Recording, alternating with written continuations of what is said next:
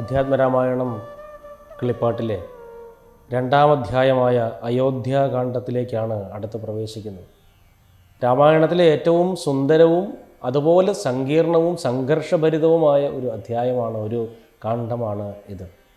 ആരംഭിക്കുന്നത് താർമകൾ കൻപുള്ള തത്തേ വരികെടോ താമസശീലമകറ്റേണമാശു നീ. രാമദേവൻ ചരിതാമൃതം ഇന്നിയുമാമോദം ഉൾക്കൊണ്ടു ചൊല്ലൂ സരസമായി. എങ്കിലോ കേൾപ്പിൻ ചുരുക്കി ഞാൻ ചൊല്ലുവൻ, പങ്കമെല്ലാം അകലും പല ജാതിയും. സങ്കടമേതും വരികയുമില്ലല്ലോ, പങ്കജനേത്രൻ കഥകൾ കേട്ടിടിനാൽ.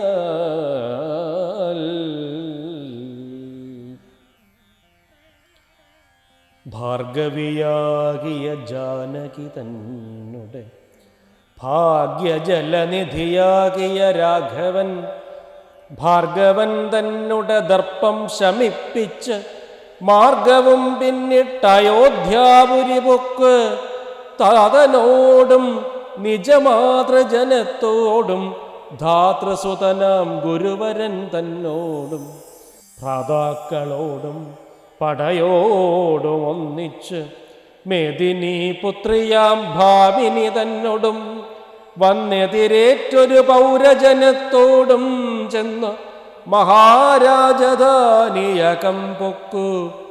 വന്നിതു സൗഖ്യം ജഗത്തിന് രാഘവൻ തന്നോട് നാനാഗുണഗണം കാണുകയാൽ.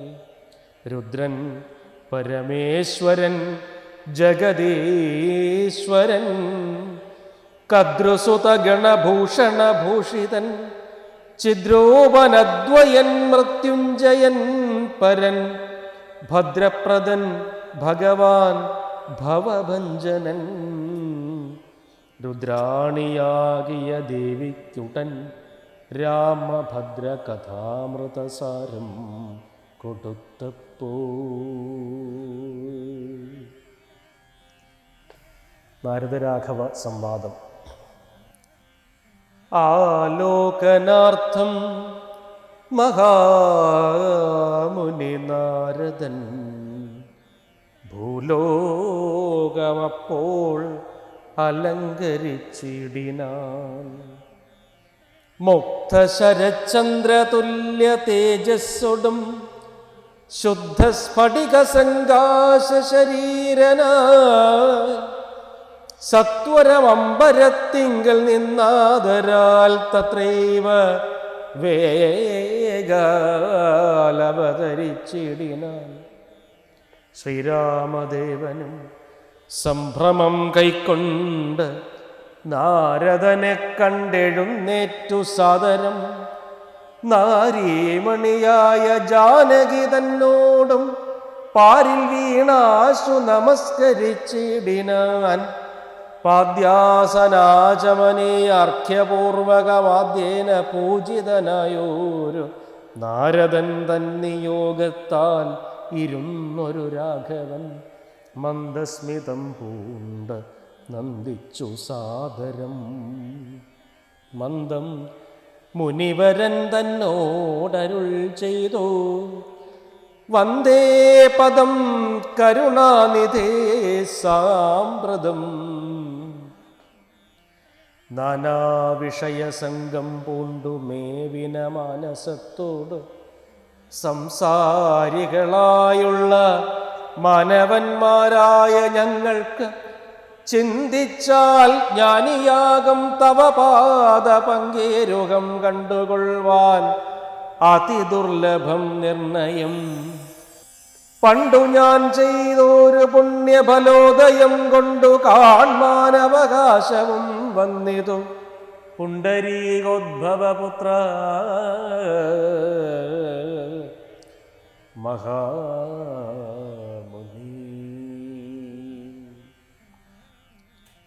എന്നുടെ വംശവും ജന്മവും രാജ്യവും ഇന്ന് വിശുദ്ധമായി വന്നു തപോനിധേ. എന്നാൽ ഇനി എന്തു കാര്യമെന്നും പുനരെന്നോടരുൾ ചെയ്യുക വേണം ദയാനിധേ. എന്തൊരു കാര്യം നിരൂപിച്ചെഴുന്നള്ളി സന്തോഷമുൾക്കൊണ്ട് അരുൾ ചെയ്യുകയും വേണം. മന്ദനെന്നാകിലും കാരുണ്യമുണ്ടെങ്കിൽ സന്ദേഹമില്ല സാധിപ്പിപ്പൻ എല്ലാമേ. യുദ്ധമാകർണ്യ രഘുവരൻ തന്നോട് മുഗ്ധഹാസേന മുനിവരനാകിയ നാരദനും ഭക്തവത്സലനാം മനുവീരനെ നോക്കി സരസമരുൾ ചെയ്തു. എന്തിനിന്നെന്നെ മോഹിപ്പിപ്പതിന് നീ സന്തതം ലോകാനുകാരികളായി അതിചാതുര്യമുള്ളൊരു വാക്കുകളേറ്റവും മാധുര്യമോട് ചൊല്ലിടുന്നതിങ്ങനെ. മുഗ്ധങ്ങളായുള്ള വാക്യങ്ങളെ കൊണ്ട് ചിത്തമോഹം വളർത്തേണ്ട രഘുപതേ. ലൗകികമായുള്ള വാക്യങ്ങളെന്നാലും ലോകോത്തമന്മാർക്കു വേണ്ടി വരുമല്ലോ. യോഗീശനായ നീ സംസാരി ഞാനെന്നു ലോകേശ ചൊന്നതു സത്യമത്രേ ദൃഢം. സർവജഗത്തിനും കാരണഭൂതയായി സർവമാതാവായ മായാഭഗവതി സർവജഗൽപിതാവാകിയ നിന്നുടെ ദിവ്യഗ്രഹിണിയാകുന്നതു നിർണയം. ഈരേഴുലകവും നിന്റെ ഗൃഹം അപ്പോൾ ചേരും ഗൃഹസ്ഥനാകുന്നതെന്നുള്ളതും. നിന്നുടെ സന്നിധി മാത്രേണ മായയിൽ നിന്നു ജനിക്കുന്നു നാനാപ്രജകളും. അർണോജസംഭവനാദി തൃണാന്തമായൊന്നൊഴിയാതെ ചരാചര ജന്തുക്കളൊക്കവേ നിന്നപത്യം പുനരാകയാൽ. ഒക്കും പറഞ്ഞത് സംസാരിയെന്നതും ഇക്കണ്ട ലോകബന്ധുക്കൾക്ക് സർവദാ മുഖ്യനാകും പിതാവായതും നീയല്ലോ. ശുക്ലരക്താസിതവർണഭേദം പൂണ്ട് സത്വരജസ്തമോ നാമ ഗുണത്രയയുക്തയായിടിന വിഷ്ണു മഹാമായ ശക്തിയല്ലോ തവ പത്നിയാകുന്നതും. സത്വങ്ങളെ ജനിപ്പിക്കുന്നതും അവൾ സത്യം ത്വയോക്തമതിനില്ല സംശയം. പുത്രമിത്രാർത്ഥകളത്ര വസ്തുക്കളിൽ ശക്തനായുള്ള ഗൃഹസ്ഥൻ മഹാമതേ.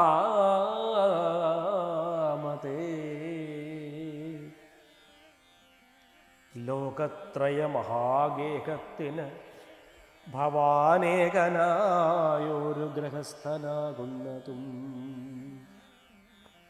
നാരായണൻ നീ രമാദേവി ജാനകി മാരാരിയും നീ ഉമാദേവി ജാനകി. സാരസ സംഭവനായതും നീ തവ ഭാരതീ ദേവിയാകുന്നതു ജാനകി. ആദിത്യനല്ലോ ഭവാൻ പ്രഭ ജാനകി. ശീതകിരണൻ നീ രോഹിണി ജാനകി. ആദിതേയാധിപൻ നീ ശചീ ജാനകി. ജാതവേദസ്സു നീ സ്വാഹാമഹീസുത. അർക്കജന്നീ ദണ്ഡനീതിയും ജാനകി. രക്ഷോവരൻ ഭവാൻ താമസി ജാനകി. പുഷ്കരേന്ദ്രൻ ഭവാൻ ഭാർഗവി ജാനകി. ശക്രദൂതൻ നീ സദാഗതി ജാനകി. രാജരാജൻ ഭവാൻ സമ്പൽക്കരി സീത രാജരാജൻ നീ വസുന്ധര ജാനകി രാജപ്രവരകുമാര രഘുപതേ രാജീവലോചന രാമ ദയാനിധേ രുദ്രനല്ലോ ഭവാൻ രുദ്രാണി ജാനകി സുദ്രുമം നീ ലതാരൂപിണി ജാനകി വിസ്തരിച്ചെന്തിനേറെ പറഞ്ഞിടുന്നു സത്യപരാക്രമ സദ്ഗുണവാരിധേ യാതൊന്നു പുല്ലിംഗവാചകം വേദാന്തവേദ്യ തൽസർവവുമേവ നീ ചേതോ വിമോഹന സ്ത്രീലിംഗവാചകം യാതൊന്നതൊക്കവേ ജാനകീ ദേവിയും നിങ്ങളിരുവരുമെന്നിയെ മറ്റൊന്നുമെങ്ങുമേ കണ്ടീല കേൾപ്പാനുമില്ലല്ലോ അങ്ങനെയുള്ളൊരു നിന്നെ തിരഞ്ഞറിഞ്ഞെങ്ങനെ സേവിച്ചുകൊള്ളൂ ജഗൽപതേ മായയാ മൂടി മറഞ്ഞിരിക്കുന്നൊരു നീയല്ലോ നൂനം അവ്യാകൃതമായതും പിന്നെ അതിങ്കൽ നിന്നുണ്ടായി മഹത്തത്വം എന്നതെങ്കിൽ നിന്നുണ്ടായി സൂത്രവും സർവാത്മകമായ ലിംഗം അതിങ്കൽ നിന്നുർവീപതേ പുനരുണ്ടായി ചമഞ്ഞതും എന്നതഹങ്കാര ബുദ്ധി പഞ്ചപ്രാണനിന്ദ്രിയജാല സംയുക്തമായൊന്നല്ലോ ജന്മമൃതി സുഖദുഃഖാദികളുണ്ട് നിർമ്മലന്മാർ ജീവനെന്നു ചൊല്ലുന്നിതും ചൊല്ലാവതല്ലാതെ അനാദ്യ വിദ്യാഖ്യയെ ചൊല്ലുന്നു കാരണോപാധിയെന്നും ചിലർ സ്ഥൂലവും സൂക്ഷ്മവും കാരണമെന്നതും മൂലമാം ചിത്തത്തിനുള്ളൊരുപാധിത്രയം എന്നിവറ്റാൽ വിശിഷ്ടം ജീവനായതും അന്യൂനനാം പരൻ തദ്വിയുക്തൻ വിഭൂ സർവപ്രപഞ്ചത്തിനും ബിംബഭൂതനായി സർവോപരിസ്ഥിതനായി സർവസാക്ഷിയായി തേജോമയനാം പരൻ പരമാത്മാവ് രാജീവലോചനനാകുന്ന നീയല്ലോ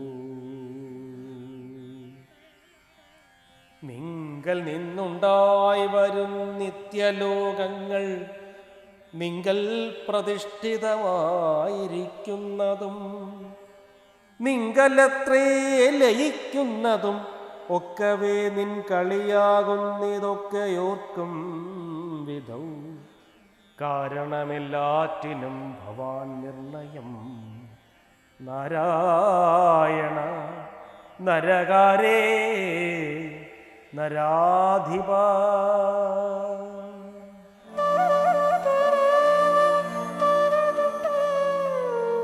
ശ്രീരാമാഭിഷേകാരംഭം. എങ്കിലോ രാജാ ദശരഥൻ ഏകദാ സങ്കലിതാനന്ദമമ്മാറിരിക്കുമ്പോൾ പങ്കജസംഭവപുത്രൻ വസിഷ്ഠനാം തൻ കുലാചാര്യനെ വന്ദിച്ചു ചൊല്ലിനാൻ. പൗരജനങ്ങളും മന്ത്രിമുഖ്യന്മാരും ശ്രീരാമനെ പ്രശംസിക്കുന്നിതെപ്പോഴും. ഓരോ ഗുണഗണം കണ്ടവർക്കുണ്ട് അകതാരിലാനന്ദം, അതിനില്ല സംശയം. വൃദ്ധനായി വന്നിതു ഞാൻ ഒട്ടാകയാൽ പുത്രരിൽ ജ്യേഷ്ഠനാം രാമകുമാരന് പൃഥ്വീപരിപാലനാർത്ഥം അഭിഷേകമെത്രയും വൈകാതെ ചെയ്യണമെന്ന് ഞാൻ കൽപ്പിച്ചതപ്പോഴുതെങ്ങനെയെങ്കിൽ അതുൾ പൂവിലോർത്തു നിയോഗിക്കയും വേണം. ഈ പ്രജകൾക്കനുരാഗം അവങ്കലുണ്ടെപ്പോഴും ഏറ്റമതോർത്തു കണ്ടീലയോ. വന്നീല മാതുലനെ കാൺമതിന്നേറെ മുന്നമേ പോയ ഭരതശത്രുഘ്നന്മാർ. വന്നു മുഹൂർത്തമടുത്ത ദിനം തന്നെ പുണ്യമതീവ പുഷ്യം നല്ല നക്ഷത്രം. എന്നാൽ അവർ വരുവാൻ പാർക്കയില്ലിനി ഒന്നുകൊണ്ടും അതു നിർണയം മനസ്സേ. എന്നാൽ അതിനു വേണ്ടുന്ന സംഭാരങ്ങൾ ഇന്നു തന്നെ ബത സംഭരിച്ചിടണം. രാമനോടും നിന്തിരുവടി വൈകാതെ സമോദമിപ്പോഴേ ചെന്നറിയിക്കണം. തോരണപന്തികളെല്ലാം ഉയർത്തുക ചാരു പതാകകളോടും അത്യുന്നതം. ഘോരമായുള്ള പെരുമ്പറനാദവും പൂരിക്ക ദിക്കുകളൊക്കെ മുഴങ്ങവേ. മന്നവനായ ദശരഥനാദരാൽ പിന്നെ സുമന്ത്രരെ നോക്കി അരുൾ ചെയ്തു. എല്ലാം വസിഷ്ഠൻ അരുളി ചെയ്യും വണ്ണം കല്യാണ ഉൾക്കൊണ്ടൊരുക്കിക്കൊടുക്ക നീ. നാളെ വേണം അഭിഷേകമിളമയായി നാളീക നേത്രനാം രാമനു നിർണയം. നന്ദിതനായ സുമന്ത്രരും അന്നേരം വന്ദിച്ചു ചൊന്നാൻ വസിഷ്ഠനോടാദരാൽ. എന്തൊന്നു വേണ്ടുന്നതെന്നരുൾ ചെയ്താലും അന്തരമെന്നിയെ സംഭരിച്ചിടുവൻ. ചിത്തേ നിരൂപിച്ചു കണ്ടു സുമന്ത്രരോടിത്തം വസിഷ്ഠമുനിയും അരുൾ ചെയ്തു. കേൾക്ക, നാളെ പുലർകാലേ ചമയിച്ച് ചേൽക്കണ്ണിമാരായ കന്യകമാരെല്ലാം മധ്യകക്ഷിയെ 16 പേർ നിൽക്കണം. മത്തഗജങ്ങളെ പൊന്നണിയിക്കണം. ഐരാവത കുലജാതനാം 4 കൊമ്പനാരാൽ വരേണം അലങ്കരിച്ചങ്കണേ. ദിവ്യനാനാതീർത്ഥവാരിപൂർണങ്ങളായി ദിവ്യരത്നങ്ങൾ അമുഴ്ത്തി വിചിത്രമായി സ്വർണകലശ സഹസ്രം മലയജ പർണങ്ങൾ കൊണ്ടു വായ്കെട്ടി വച്ചിടണം. പുത്തൻ പുലിത്തോൽ വരുത്തുക മൂന്നിഹ ഛത്രം സുവർണദണ്ഡം മണിശോഭിതം മുക്താമണിമാല്യരാജിത നിർമ്മല വസ്ത്രങ്ങൾ മാല്യങ്ങൾ ആഭരണങ്ങളും സൽകൃതന്മാരാം മുനിജനം വന്നിഹ നിൽക്ക കുശപാണികളായി സഭാന്തികേ. നർത്തകിമാരൊടു വാരവധൂജനം നർത്തക ഗായക വൈണിക വർഗവും ദിവ്യവാദ്യങ്ങളെല്ലാം പ്രയോഗിക്കണം. ഉർവീശ്വരാംഗണേ നിന്ന മനോഹരം. ഹസ്ത്യശ്വപത്തിരഥാതിമഹാബലം വസ്ത്രാദ്യലങ്കാരമോടും വന്നിടണം.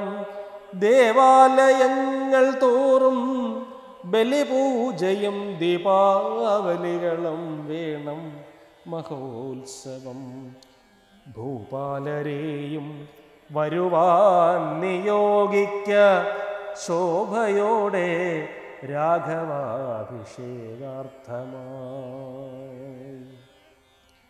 ഇത്തം സുമന്ത്രരെയും നിയോഗിച്ച് അതിസത്വരം തേരിൽ കരേറി വസിഷ്ഠനും ദാശരഥിഗ്രഹം എത്രയും ഭാസ്വരമാശു സന്തോഷേണ സംപ്രാപ്യ സാദരം നിന്നതു നേരം അറിഞ്ഞു രഘുവരൻ ചെന്നുടൻ ദണ്ഡ നമസ്കാരവും ചെയ്താൻ.